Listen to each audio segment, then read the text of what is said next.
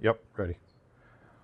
Okay, we are LeCure Bible Chapel. We're located on Lewis Road, just north of M57. We're about 2.5, 3 miles east of Clio proper. And we are a chapel that has a Bible study here every week between 10:30 and 11:30. And then we have refreshments afterwards, or actually it's a little meal. But we're here and we meet because of Jesus' death on the cross for us, to take our sins away. When he died on the cross, it was the thing in history, the turning point in history of all of history, when God sent his Son to die for my sin. Isn't that something? He died for your sin. He was thinking of you when he died on the cross. After he died on the cross, he was buried in the grave. For 3 days, he was in the grave, just to prove to all them people that said, oh, he really didn't die. There's some that say today, oh, he swooned. Well, tell me about somebody that got nailed on a cross and spent 3 days in a grave and still lived about to tell it. He did not swoon. He was dead. And there's Bible teaching on where he went when he was dead. But he paid for our sins. He took his blood to the Father in heaven and offered it on the altar in heaven for your sin and my sin. He paid for it. John 3, it says, Jesus answered and said unto him, talking about Nicodemus. Remember, he was a spiritual leader of the Jews. Jesus says, verily, verily, I say unto thee, except a man be born again, he cannot see the kingdom of God. We have to be born again. We have to be. Nicodemus said unto him, how can a man be born when he is old? Can he enter a second time into his mother's womb and be born? Kind of a stupid question, Nicodemus. Of course you can't, but that's not what Jesus is talking about. Jesus answered, verily, verily, I say unto you, except a man be born of the water, that's natural birth, and of the Spirit, he cannot enter into the kingdom of God. We need to be born of the Spirit. That which is born of the flesh is flesh. We are flesh when we're born from our mother. And that which is born of the Spirit is spirit. Marvel not that I say unto you, you must be born again. So Nicodemus got the idea. As we read on in there, in that same passage, John 3:16, where he talks about believing is the way to be born. John 1:12 says, but as many as received him, to them he gave the power to become the sons. And if you go to Greek and look at this, it means the children of God. You are a child of God if you have asked Jesus to forgive your sins, to come into your heart, and you believed on him. You believed his death was for your sin. The verse of today, if you're a born-again believer, this is a verse for you. He that dwelleth in the secret place of the Most High shall abide under the shadow of the Almighty. The person that is born again, the Christian that is following the Lord, you are abiding under God's wings. You abide in the shadow of the Almighty. Don't ever think that you're by yourself. God left you. God doesn't know what's going on. Things are really bad in my life and everything. No, God's right there, and you're under the shadow of his wings. Okay? I had several things, world news. You all heard almost all of the world news. But we're going to start out with this. I love Hitler. Linked messages exposed young Republican racist chat. The young Republicans have come up with all of these things here. These are texts that they sent out. 2,900 pages of chats shared among the dozens of millennial and Gen Z Republicans. Them are the young kids. Between early January and mid-August, these young Republicans were using racial slurs referring to raping people, putting people in the gas chamber, and giving people psychological torture, ready to watch people burn. We got as much and I say we, I'm not a registered Republican, but I usually vote Republican. But we have a lot of problems with Republicans. There is some good, but man, oh man, there's some really terrible stuff. Anybody heard any news this week about Israel? Mike Huckabee said, and this was when I was doing the stuff in Monday afternoon, the U.S. ambassador, Huckabee, urged the embassy staff to leave Israel today. That was, they need to leave. Why? Because, I got to get rid of this thing. Because Khomeini has been killed. They got him. Ayatollah, he's not Ayatollah, he's the second one. Ayatollah was the first one, he's the Ayatollah Khomeini. He was killed in an Israeli strike. You do not want to be on the receiving end of an Israeli plane coming in to bomb. You do not want, them guys are perfect. Man, they are something else. They surgically, they can take out, and there was like 40 generals that were killed along with him. So Israel has done this in the past with Hamas and with Hezbollah and stuff. They take out the leadership. Remember the exploding pagers? The ones that had the pagers were the leaders of the squads and different things, and when they keyed it and said blow it up, they got rid of the leadership. Israel that's their mode of operation.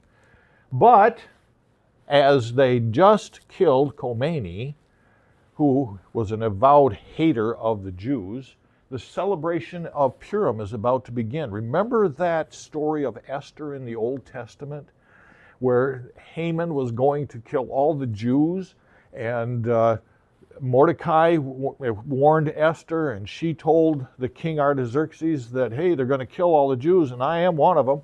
And in the book of Esther, it tells that story. Well, guess what? That has become the celebration of Purim for Israel. And now they're saying, hey, there was a guy that tried to kill all the Jews way back there, and Esther was queen at that time, and they were saved by the testimony. And now we're in a time when Khomeini is trying to kill all the Jews, and so the Jews are doing what they love to do. They dance. I got this. Or there is a good chance that Israel might have to start dropping bombs on Lebanon as well. Or Hezbollah might try to target any American building or facility in Lebanon as well. So that would make sense. They also did evacuate, of course, Qatar. Or not evacuate, sorry. That is a lady giving me a little description. They're having a celebration over there of Purim, and they're celebrating the fact that Khomeini is dead, and now their arch enemy, and so they see this as a saving of the Jews. They see that because it's interesting what's going on. Now, we're going to be starting our Bible lesson today, and it's a little. I'm going to give the end before the beginning. How's that? You ever had a lesson at the end before the beginning? I'm going to see if this thing will get me there, and if it does, this is where we are today. The global elite are trying to destroy our economy through the climate change hoax and the digital, let's see if I can move this up. Yeah. Digital money control and global governance. They want to make one world government. The deepening divide between the rich and the poor. Have you noticed a deepening divide between the rich and the poor? The destruction of our free market economy, and that's the point, our free market economy by socialism and communism. The financial elites are seeking to control the world by totalitarian economic policies. They want to impose upon us what policies we're going to have. Now, here's a few instances. Let me move it just down here. In Revelation, we see the world leaders will want to unite the world by force with the promise of peace. Do we see that today? We know we're towards the time of the end. World War III will break out. That's the second seal. Remember, we talked about that. And worldwide famine will come, and that's what we're at today, is the third seal, worldwide famine. This will be fully enabled by the universal AI. This AI and these digital things that they're putting in these places. You know, I had a friend of mine that's traveled the world and worked for General Motors, represented General Motors especially in China and Taiwan and Japan and Korea and stuff. And he says, why in the world do they want this digital ID, these digital centers? You could go down here to the cell phone place and you can get a cell phone that's got 32, 64, 128 gig of memory. Wow, you got all the memory you're ever going to want. More than I could ever even remember. Why do they need a big digital center? Because they want to monitor everything we do, everything. The restrictions on access to certain items of foods because of political or religious affiliation. That's what's coming down the line. They will control the populace, that's us, by your social credit score. If you're giving money to a church or a political organization they don't agree with, you got a bad credit score. And personal economic freedom will be gone. The depth of this wickedness cannot be overstated. The beast economic system, that's the Antichrist, the beast economic system will be inclusive, everything. There will be monetary compliance and dissenters will be punished. The Bible talks about those that are killed for not agreeing with it, not following along with it. Let's move this up a little bit. It's too much. Our free market system, sometimes referred to as capitalism, you hear it on the news, okay, this rotten capitalism. That's a free market system. That's what we were built on. It isn't a perfect system, but it is based on biblical principles of recompense because of our labor. You labor, you get paid. It is what built the economies of the free world. The global elites must destroy this system in order to initiate the global governance over all people by, then there's three different things that this first one may not registered with you quite, but it's fascism. Fascism. It was the Second World War, fascism in Italy, and it is private-public control through partnerships. They come around, I'll just give you an example of a farming thing. They come around and they say, would you like to have insurance for this hayfield? Or, well, not hayfield, cornfields. Would you like insurance for this cornfield? Because we guarantee that we will pay you enough. If you get anything less than 180 bushel the acre, we will pay you for whatever it takes to make that. You go, yeah. You have just now became a partner with the government. And when they come around and they tell you, you cannot plow that piece of ground over there, and no, you can't put a cow out on that to eat the grass, and no, you have to have a deeper well here, they are in charge. You have sold your soul to the devil, so to speak. The government is in charge. That's what fascism is. Now, Marxism is total government ownership. There is no such thing as private ownership. Remember that thing that, wasn't it Schwab that said, you will own nothing and you'll be happy? That's Marxism. That's Marxism. Now, socialism is what we're seeing a lot through the, I'm going to say it, through the Democrats. Legislative control of ownership. They will legislate what you can do. This past week, I was just told by my buddy, did you know that in Lansing, that the Democrats pushed forth a bill and it's gone through, that all local zoning in townships is controlled by the state now. Wow. Gary, all that stuff that we do in these townships, yeah, that is what's called socialism, taken to the nth degree. They don't want economic freedom, they want a welfare state. If you're on the take and you get a check every mail, you know, and I sit and I think, I'm on Social Security. That's kind of like that, isn't it? It's kind of like that. They said if you don't do these particular things, we're going to take your welfare away, or your Social Security. We won't be here for the tribulation, but things are being set up today for it. So what are we to do? Today we need to understand the tribulation is coming. And we're going to study today how inflation is going to destroy the economies of the world. But what do we do today? Because we're not raptured yet, but we do see the effects are starting to happen, kind of like the prelude to the play. Okay, we won't be here. So what do? In Genesis 41, and if you ever have a chance to go through and just read this, Genesis 41 all the way up to 43, it talks about Joseph. Remember Joseph, God gave him the dream and said, there's going to be 7 years of famine, or 7 years of plenty, and then 7 years of famine.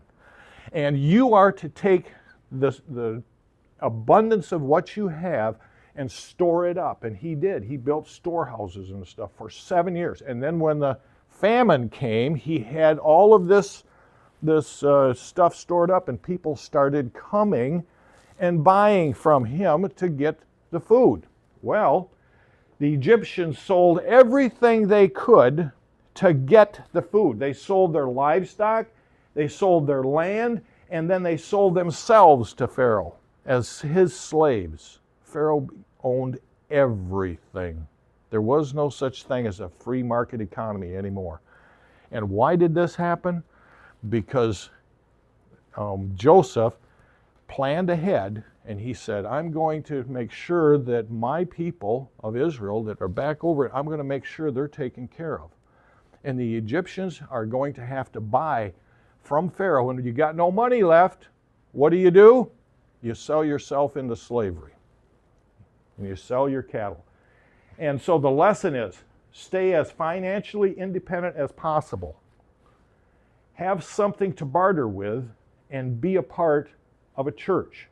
Now, it says here that Jacob came and he sent his sons to buy grain from Joseph, and he told him, take silver. We should have silver. Honey. Honey is something you can store and you can keep. It's always there. Balm, that's medicine. Have some medicine aside. Spices and myrrh. Have something that the rich would want. Maybe perfumes, kind of thing. Nuts and almonds. You don't get that unless you plant a tree. So plant yourself some trees. Do whatever so that you can be as financially independent as you can be. And you have something to barter with. Okay? That's the prelude to our lesson. Now, do you want the lesson, or you want to just pray and stop right here? Okay, we'll go on. Got to get back into the other picture. It says in Revelation, blessed is he that reads and hears the words of the prophecy and keeps those things which are written in here, for the time is near. If there was a time that was near, now is that time. We are sitting on the brink. Revelation overview, it says to write those things which you have seen. That's in chapter 1. Write the things which are, the letters to the 7 churches. If you don't read anything else in Revelation or in the Bible, make sure you read the things to the 7 churches, chapter 2 and 3. It tells what rewards you're going to get. If you're an overcomer, if you follow the Lord, if you do what he asks you to do, you get rewards. Now we're moving into chapter 6. And chapter 6 through chapter 19 is called the 70th week of Daniel, the prophecy of the 70th week. Okay? So you'll hear that in the future, but for right now, let's just put that aside and kind of remember that. There's going to be 6 seals, then there's going to be 6 trumpets, then there's going to be 6 bowls. We're dealing with the seals today, and we're all the way up to the 3rd seal. Note the sequence, though. When they tell you you can be raptured halfway into the tribulation or all the way into the tribulation, when they come to you and say that, good-meaning believers, and some of them are very good believers, but they got it so wrong, the 24 elders are in heaven. Okay? We remembered that story. The 24 elders are in heaven. They're worshiping the Lamb before he receives the scroll with the 7 seals. So they're in heaven worship, and they represent us. They're in heaven before the scroll is handed to Jesus. It's a very clear indication that we are raptured before Jesus gets the scroll and puts out the the trumpet and seal judgments and bowl judgments. Okay, we're in heaven before that. Okay, so don't let anybody tell you, no, there's not going to be in heaven. There's various things in the Bible, and I'll try to cover certain ones at different times. Jesus told us in Matthew chapter 24, and that's where if you want to get some prophecy stuff, Matthew 24 is really good. Jesus is given some prophecy stuff and talking about the tribulation time and the end times, and Matthew 24 is a good place to go. Just remember, the rest of the Bible fits together, so you're just getting one piece. Let's make sure we keep all the pieces together. And except those days should be shortened, there should be no flesh saved. Jesus told us that this coming time, after we're raptured and gone, is going to be so bad that if God didn't shorten the days, no flesh would survive. Wow. Isn't that, shocking to think of that? Now, Revelation chapter 4, it says, "After this I looked, and behold, a door was opened in heaven, and the first voice that I heard was the voice of a trumpet talking with me, which said," and what did the voice say? "Stay down there, John, for another 3.5 years until, the tribulation gets halfway through." Is that what he says? He says, "No. Come up hither, and I will show you the things which must be hereafter." The things which must be after you are raptured, John. There's going to be some things, and those things we're going to be studying today. "And I saw at the right hand of him that sat on the throne a scroll written within and on the backside and sealed with 7 seals. We're going to talk about this scroll, and we've seen this pictures before. I think this is probably the nature of what the scroll looked like, because John said, "I seen it was written on the front side and on the back." And I always thought when I was younger, how in the world can you know when you got this, how can you know what's on the back side when it's like this? Doesn't make sense. But this would make sense. Okay? So remember that. That kind of gives you a little insight in there. The 7 seal scroll, there's going to be 6 seals that are going to be opened. Jesus is going to break 6 seals. And then there's a parenthesis. And then the 7th seal is open. And the 7th brings out 7 trumpets. And after the 6th trumpet, there's another parenthesis. And then after the 7th, we have 7 bowls and another parenthesis. So God set Revelation up in a sequential order type way.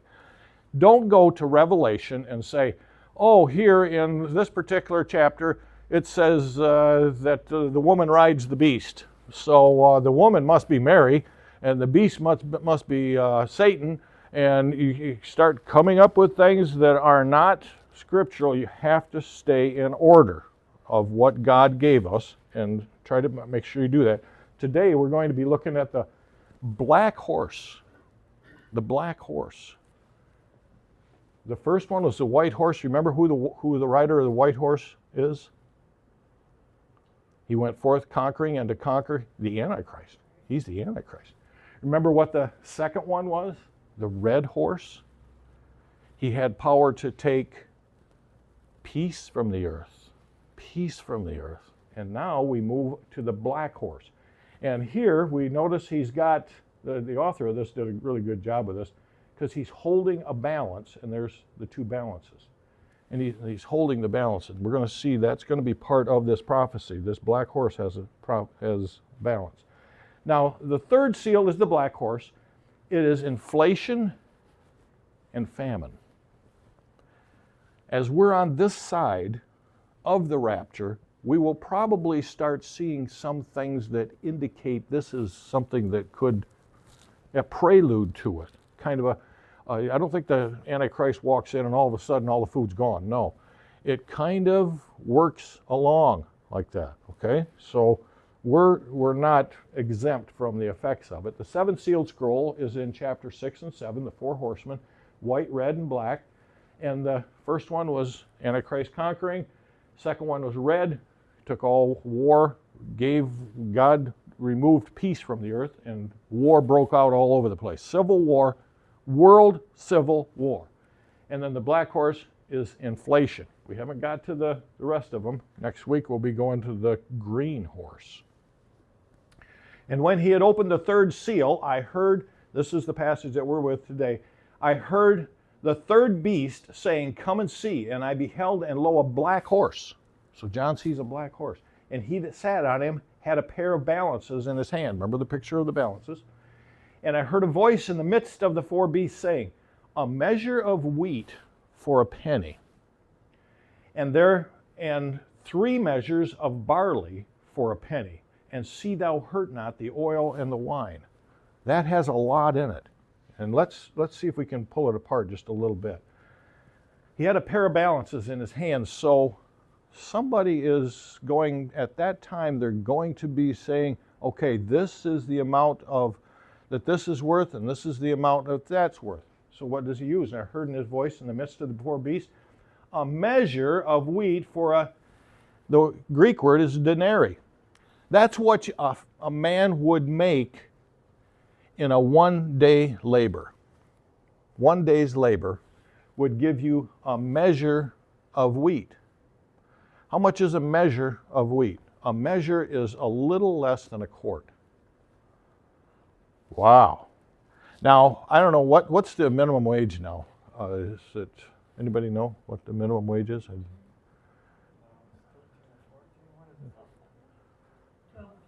12 or 13? 12, 13, 14?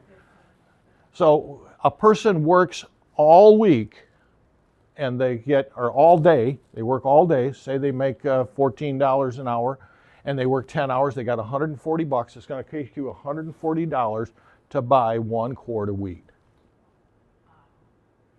How in the world can this happen? How, you know? And I heard the voice in the midst of the four beasts saying, a measure of wheat for a penny, and 3 measures of barley for a penny. But then he says, and see thou hurt not the oil and the wine. Why does he say don't hurt? Only the rich people would have olive trees. And only the rich people would have vineyards. Who is not affected by this? The rich. The rich. They are not affected. So this is giving us quite an example of what's going to happen during the tribulation. The rich will get richer. Remember J. Vernon McGee said, you have the filthy rich and you have the dirty poor. That's what our country is. The middle class is being squeezed out. But how could we possibly have famine? Look at this. The U.S. corn yield last year was 17 billion bushels. Bushel is 52 pounds. 17 billion. There's only 8.2 billion people in the world. Every single person in the world, man, woman, child, baby, whatever, can get 2 bushel of corn from just the corn we grow in the United States. I'm not talking about Canada and Mexico and all the rest of the countries of the world. Just the United States, we can supply every single human being on the face of this planet with 2 bushels of corn a year. What? And how would there be famine? How would there be, I don't understand. Soybeans, we grow 4.4 billion with a B, billion. Wheat, we grow 2 billion bushels. Rice, we grow 460 million bushels. We didn't put in China, you would find there would be several billion bushels there. U.S. chicken production. Anybody like chicken? Kentucky Fried? Huh? We make 48 billion pounds of chicken a year we grow in the United States. Pork, we grow 27.7 billion pounds. By the way, there's only 4 slaughterhouses that control almost 90% of everything that we eat. Kind of like price setting. Beef production, we have 26 billion pounds of beef a year. Why in the world would we? It's because of this, because of inflation. Inflation is at 4.9%, if you believe that, the Consumer Price Index says. They've fudged the numbers. If you go to the gas station and buy stuff, or if you pay your Social Security, or your Social Security every month, if you're an employed someplace, you're going to say, what in the world, 4.9%? No way.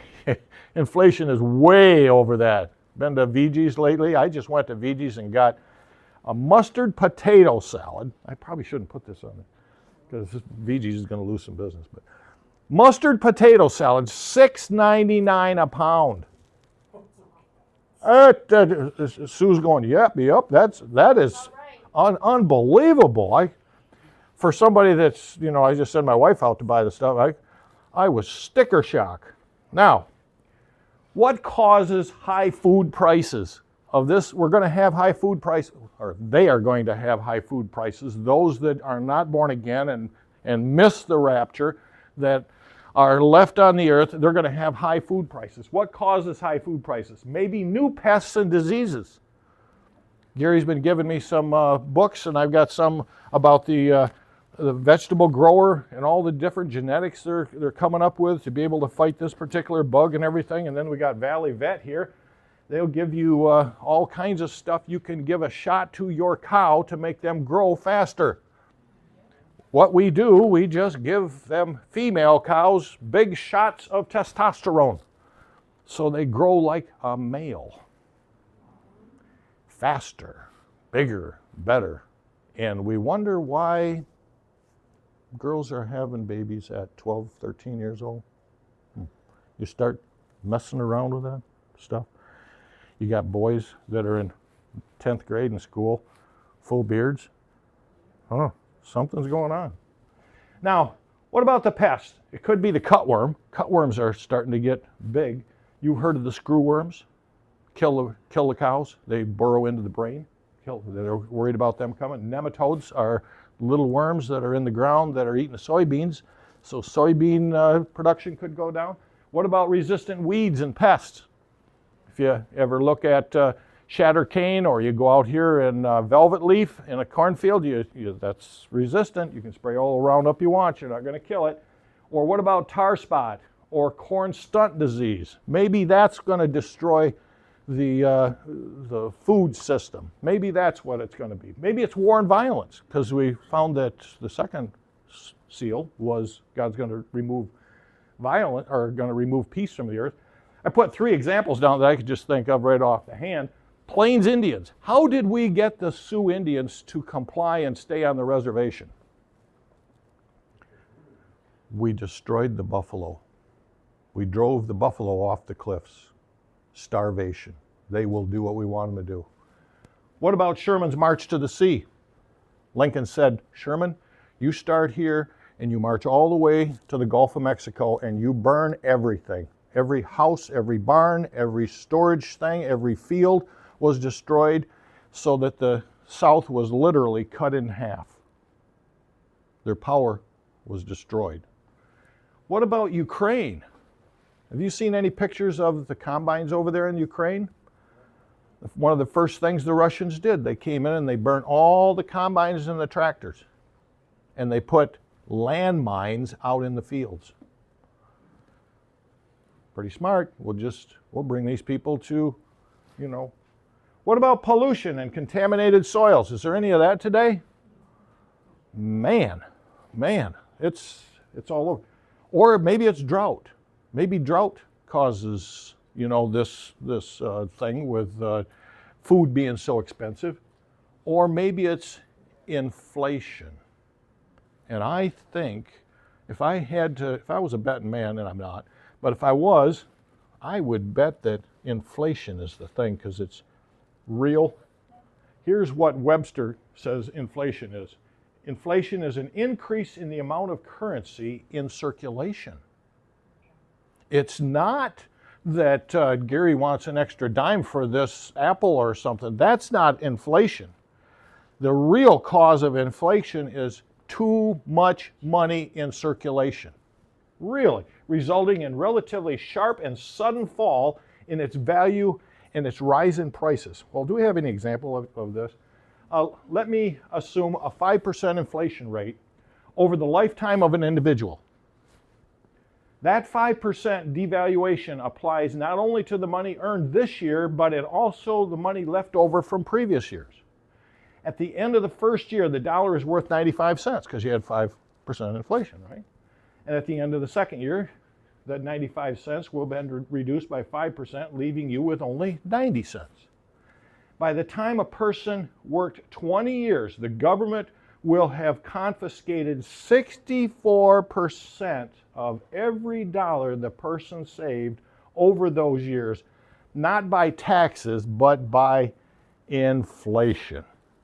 when they print money and create inflation, you lose purchasing power. And this came from Edward Griffin, a historian and author. That is amazing. What is hyperinflation? We saw it happen repeatedly in the 20th century. In Poland, food prices doubled every 19 days.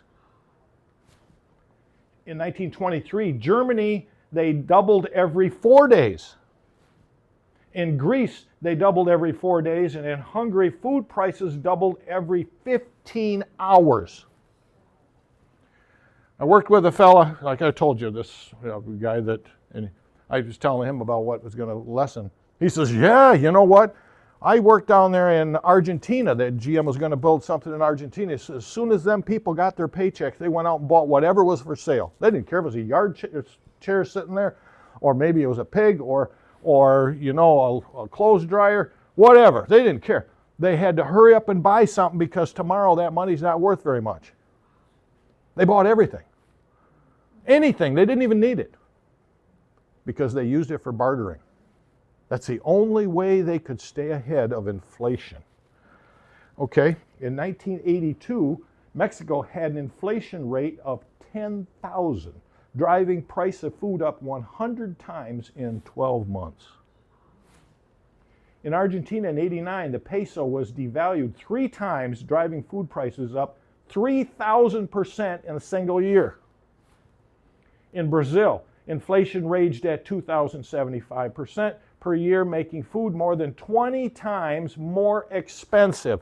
Now we can start seeing, I can see how this could happen with inflation causing this stuff in Revelation with the black horse. Can I? In Zimbabwe, they doubled every single day prices. That is just inflation.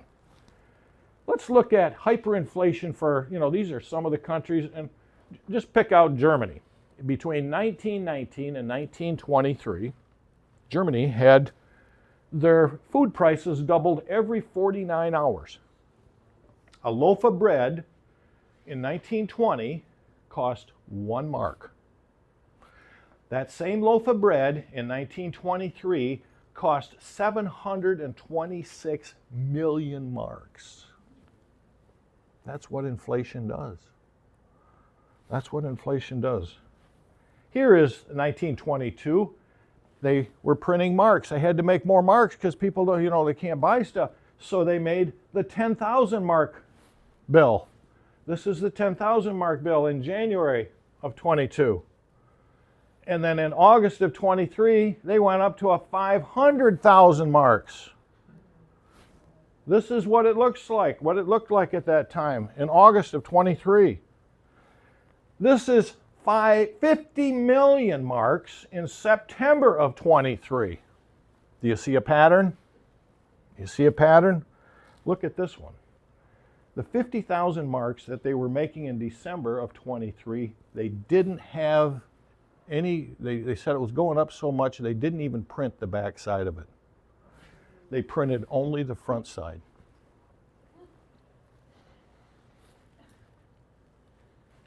In late 2023, 300 paper mills and 2,000 printing presses worked around the clock cranking out German banknotes. They couldn't get enough of them. The human toll was devastating. On the average, prices doubled every 3 days. In a single month, prices exploded more than 32,000% higher, enough to drive prices up by a factor of 320 in a single 30-day period. Now, we're studying Revelation, 3rd seal. Kind of see the pieces could fit together? See how the inflation can do this? Maybe it's not lack of food. Maybe it's inflation. That's what's causing it. These crises were entirely man-made. This is a globalist design. This is totally man-made because government creates more money. They print more money. Remember what we said? By printing more money, you increase inflation. And how do you want to destroy your economy? You just print thousands and thousands and millions of dollars. Their nation leaders made them by creating unbacked paper money out of thin air. So what does this have to do with you and with me in today's world? Quite simply everything. It has to do with everything in our economy. Germany sank into the most severe hyperinflationary period in recorded history after printing 1.3 trillion marks. That translates to about 4 trillion in today's dollars. Ironically, that is almost exactly the same amount of money the United States government has printed since 2008.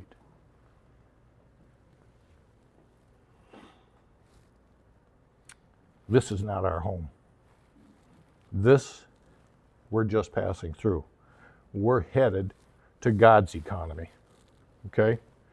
In some cases, famine is caused by uncontrolled weather circumstances such as drought or a flood, which disrupt the ability of the culture to raise food and livestock. But famine is also the result of warfare, since it rages since the rages of war disrupt the daily ongoing economic processes in the community vital to food production. What is notable about the 20th century is that most famines have been caused either deliberately or by economic systems that crippled by corrupt or dictatorial governments.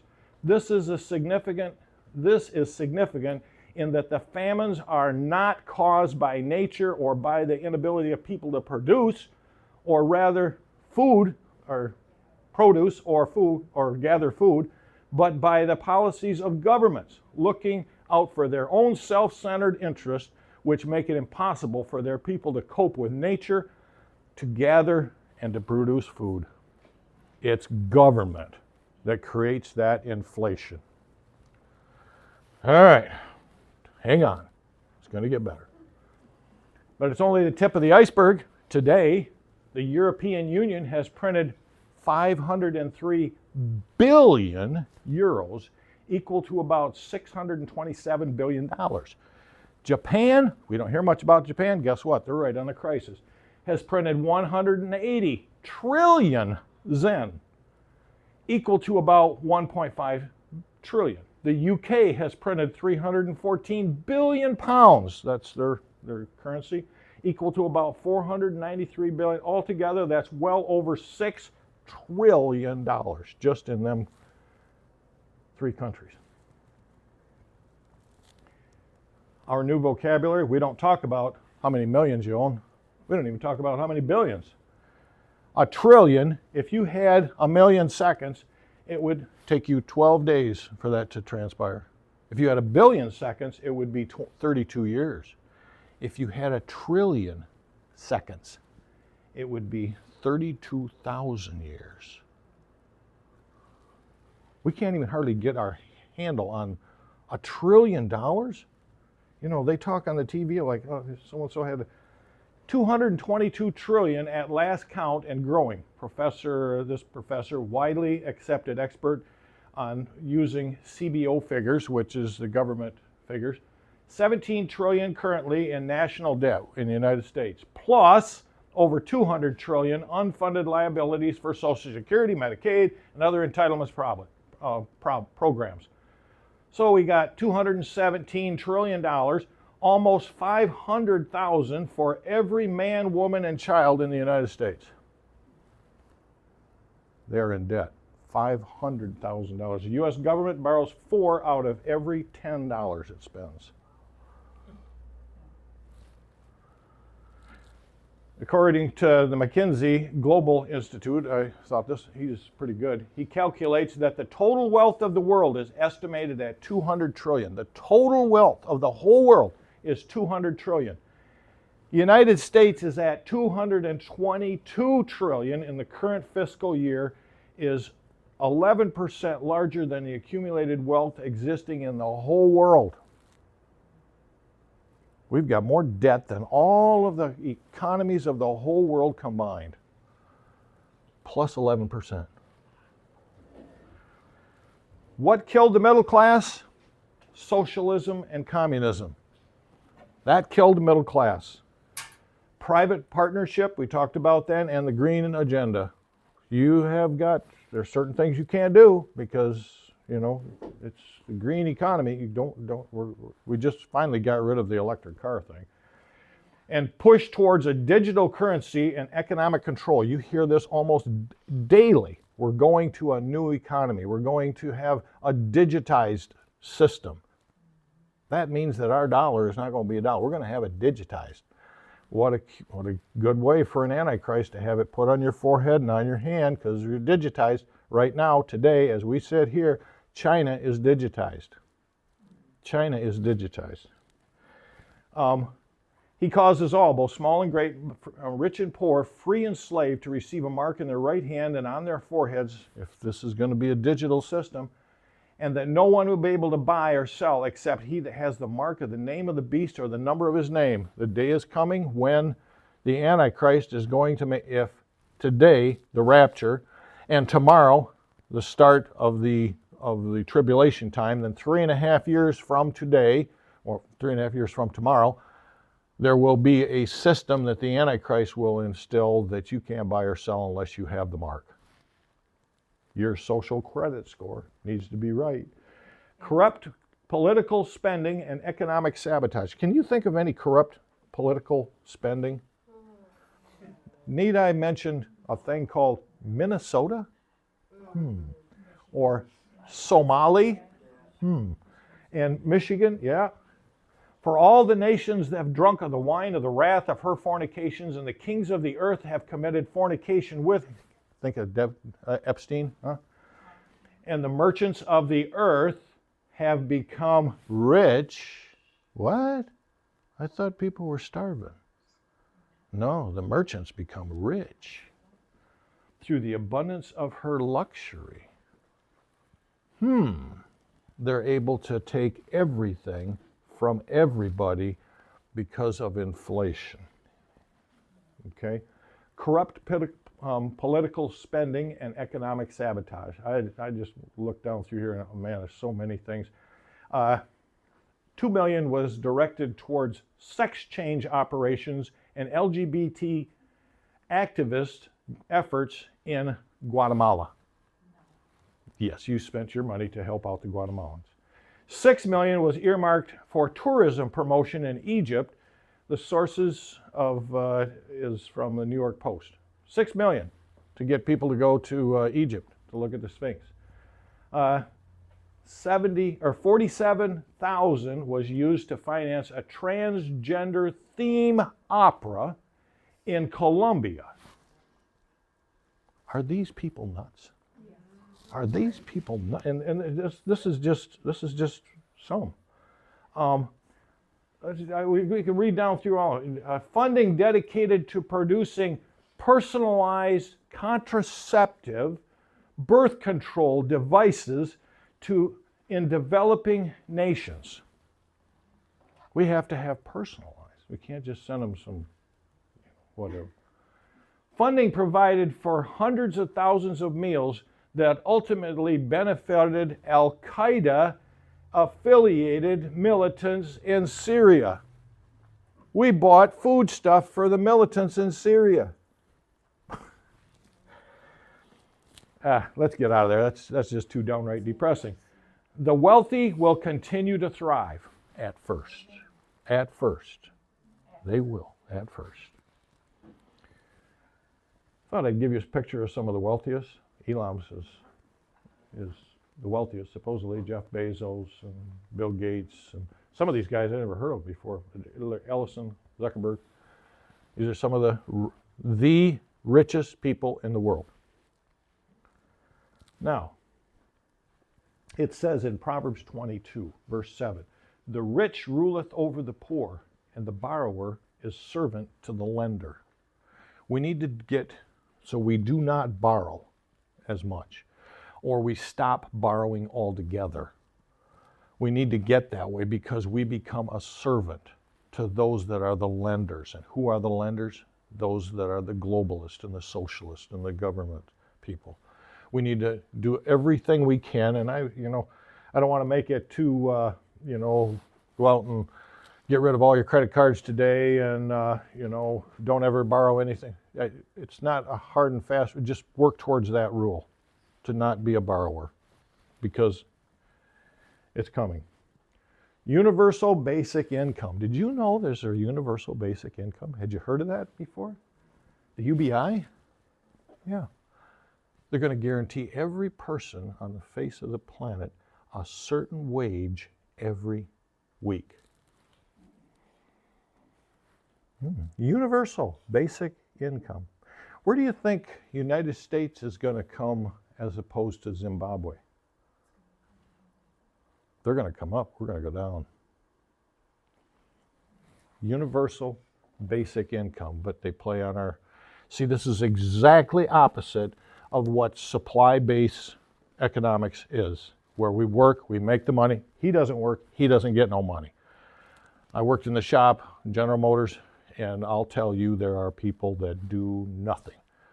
And it's basically a universal basic income. As long as they don't get fired, they just show up and sit there, drink their coffee and sleep, and yeah, they get the 40 hours.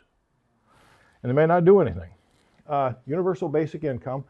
Masses of workers will go on government subsidies.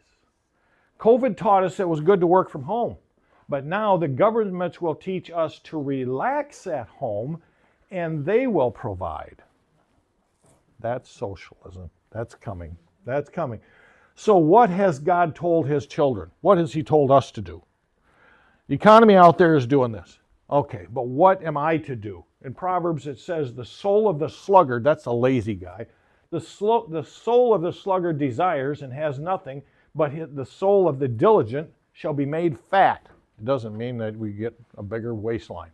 No, it's not that, Ryan. It means that, we have more than enough because we're diligent, okay? Be diligent. Proverbs 26:16, it says, the sluggard, that's the lazy guy, is wiser in his own conceit than 7 men that can render a reason. Have you ever noticed that when you talk to somebody, you say, well, why are you still doing this and that? Why is this, maybe they're renting or they're whatever they're doing, and you say, why are you still in this particular situation, whatever situation that is? And they have the reasons. See, when I was a kid, my mom used to spank me once a week. And when she did that, it was when my dad was coming home from work. So I just got this thing in my head that I shouldn't work because, there's goofy reasons. 7 men that can give a reason why you shouldn't have to work. God gives a reason why you should work. It's called supply side economics. You work, you have something, okay? Now, I realize the time is getting short, but the doom of the socialist communist system is coming. And in Revelation chapter 18, he talks about how the fruits of thy soul lusteth after are departed from thee, and all things which were dainty and goodly are departed from thee. These are the rich. And thou shalt find them no more at all. The merchants of these things which were made rich by her shall stand afar off for fear of her torment, weeping and wailing. Guess what? The fat cats, the rich, those that want to manipulate the economy and everything, there's coming a day when they're going to be weeping and wailing because God is going to destroy their wealth. He's taking.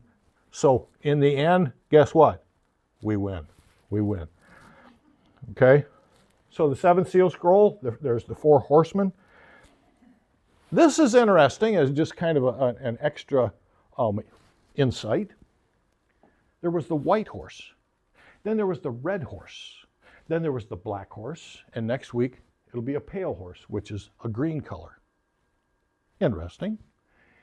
Did you know that Palestinian, Syria, Iraq, Jordan, Egypt, Saudi Arabia, and Lebanon all have white, red, black, and pale in their flags? Is God showing us something?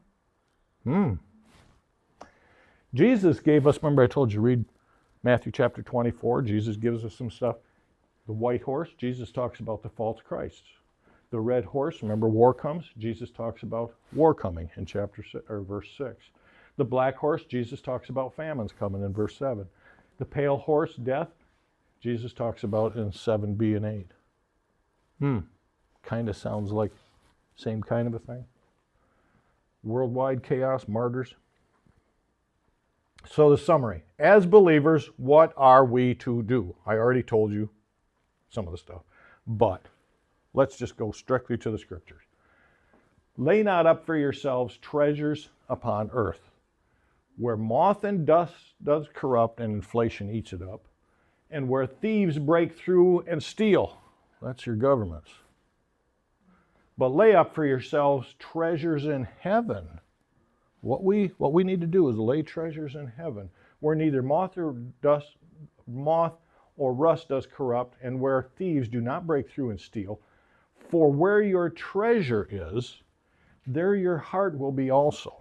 So when you ask somebody, what do you really care about? Oh, I care about, reaching the lost. I care about doing this. I care about doing that. Where's your money at? Oh, it's at Huntington in the savings account. It's not what Jesus said. Where your treasure is, that's where your heart is. God's looking for our treasure. Where do we, now I'm not talking about the dollar sense necessarily, it's time also. It's prayer time, it's reading our Bible. But where do we put our treasure? Where do we look for eternity. God is putting our treasure aside for us there. And He isn't going to let anybody steal it. Isn't that cool?